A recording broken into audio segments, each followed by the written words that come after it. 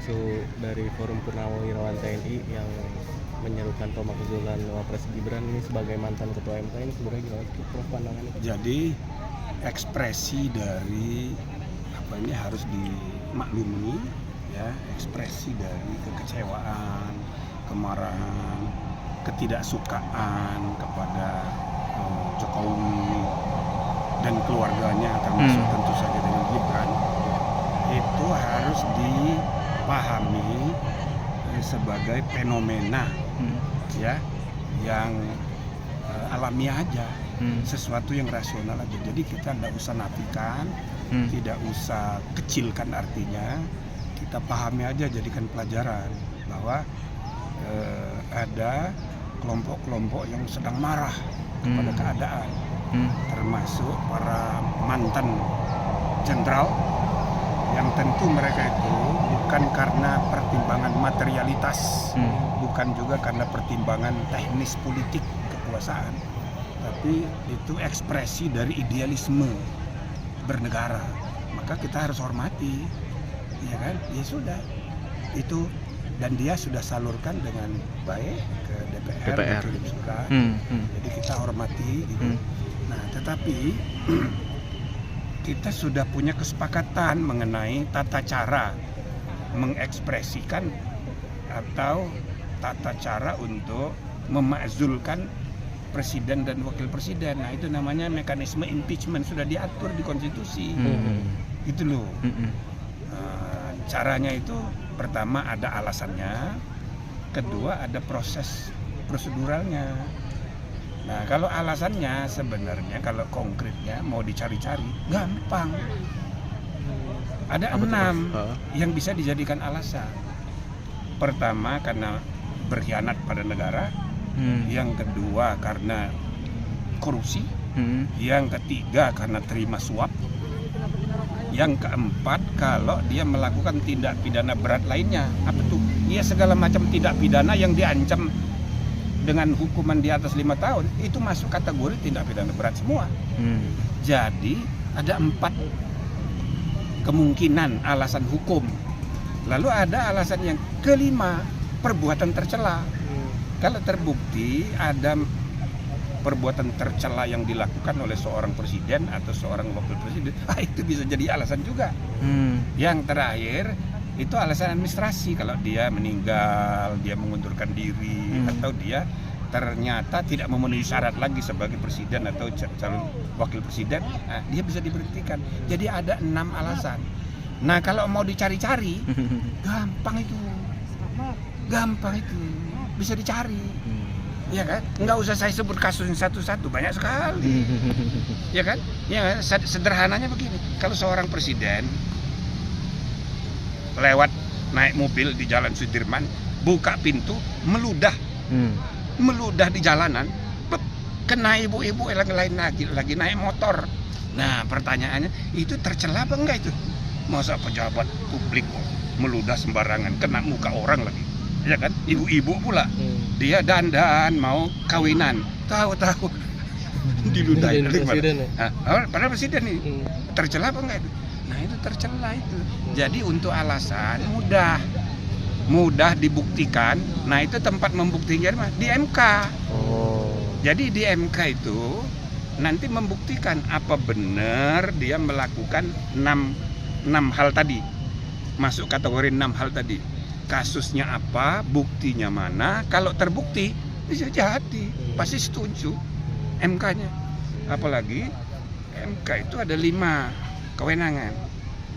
2 yang belum, 3 yang sudah banyak. Judicial review, selip perselisihan hasil pemilu, sengketa lembaga negara, itu sudah banyak. Tapi 2 belum, pembubaran partai sama impeachment. Ya pasti senang tuh 9 orang kalau ada kasusnya. Itu loh. Oh, berarti dalam hal ini Prof mendorong gitu selain buat. Dia bukan mendorong, saya mau menjelaskan prosedurnya kayak begitu. Gampang. Gitu loh. Ini semangat sekali nih ya. Prof, dan kalau nah tapi ada tapinya. Ayo mesti dengar nih. Biar nggak terlalu semangat. Nah, prosedurnya bagaimana?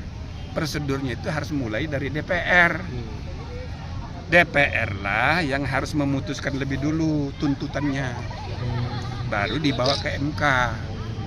Nanti kalau sudah diputuskan MK, dibawa lagi ke MPR, diajukan oleh DPR. Nah, jadi langkah pertama harus beres dulu di DPR. 2/3 kali 2/3 harus setuju dengan tuntutan dengan berbagai alasan dan pertimbangannya untuk dibuktikan tadi. Gitu loh. Nah, sekarang 2/3 di DPR itu siapa? Kim Plus apa mau? Jadi jangan tanya jangan tanyanya kepada Kim Plus, koalisi permanen. Yang ketuanya adalah Ketua Umum Partai Gerindra. Yang Ketua Umum Partai Gerindra itu adalah Presiden Republik Indonesia. Jadi kalau ada orang mau mempersoalkan wakilnya, gampang itu, tapi tanya dulu dia. Ya kan? Nah, ini kan belum apa-apa, dari Golkar aja bilang lah nggak ada kasus kok. Iya, mulai ada persoalan. Nah, jadi kira-kira seandainya dari Partai Gerindra kalau ditanya diem aja dia, netral, itu berarti ada apa-apanya itu. Ya kan? Tapi saya rasa karena yang memilih wakil presiden itu adalah Ketua Umum Gerindra sebagai calon presiden, yang memilih Gibran itu dia, ya kan? Saya rasa dia akan melindungi wakil presiden, gitu loh, ya kan? Apalagi wakil presiden ini putra dari mantan presiden ketika dia menjadi anggota kabinetnya. Jadi dengan semangat Presiden Prabowo untuk merangkul semua mantan-mantan, saya rasa itu tidak mungkin Partai Gerindra dan begitu juga partai-partai koalisi itu akan mengambil inisiatif mencapai angka 2/3 itu. Gitu loh. Jadi ini supaya apa? Supaya ya kita fair ya. Kita melihat situasinya itu kayaknya ya ini hanya ribut-ribut aja, hanya ekspresi kemarahan aja, tapi realisasinya rasanya nggak mungkin.